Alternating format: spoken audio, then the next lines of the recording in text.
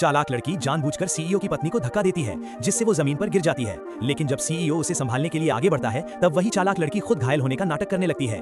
CEO अपनी पत्नी की हालत की परवाह किए बिना उस लड़की को ही उठाकर तुरंत अस्पताल ले जाता है, जबकि उसकी पत्नी वहीं गिरकर घायल हो जाती है और उसके शरीर से खून भी निकल रहा होता है, फिर भी उसे कोई फर्क नहीं पड़ता। कुछ समय बाद पत्नी को अस्पताल में होश आता है। उसे देखने के लिए कई लोग आते हैं, लेकिन उसका पति वहां नहीं होता। धीरे धीरे वो उठकर दूसरे कमरे की तरफ जाती है। वहां जो दृश्य वो देखती है, उससे उसका दिल टूट जाता है। उसका पति उसी चालाक लड़की के साथ बैठा होता है, बल्कि वो उसे अपने हाथों से दवा खिला रहा होता है और उसका ख्याल रख रहा होता है। ये देखकर पत्नी अंदर से पूरी तरह टूट जाती है। जब अपना ही पति किसी दूसरी औरत के साथ हो जाए, तब कोई और क्या कर सकता है। दुखी होकर वो घर लौट आती है। घर पहुंचकर वो अपनी शादी की पुरानी तस्वीरें निकालती है और उन्हें आग लगा देती है। पति ने जो भी उपहार और अंगूठी दी थी, वो सब भी जला देती है। दर्द और निराशा में वो अपनी जान देने का फैसला कर लेती है और पानी में कूद जाती है। उधर सीईओ को अभी भी अपनी पत्नी की कोई परवाह नहीं होती, लेकिन जब वो घर वापस आता है, तो घर उसे पूरी तरह खाली खाली लगता है। वो पुरानी यादों की तस्वीरें ढूंढता है, लेकिन उसे कोई तस्वीर नहीं मिलती। तभी उसे पहली बार अपनी गलती का एहसास होता है। घबराकर वो नौकर से पूछता है, लेकिन नौकर भी कहता है कि उसे कुछ पता नहीं है। अब पछताते हुए वो अपनी पत्नी को फोन करता है, लेकिन फोन भी नहीं लगता। आखिर उसकी पत्नी कहां गई? क्या वो सच में हमेशा के लिए उसे छोड़कर चली गई?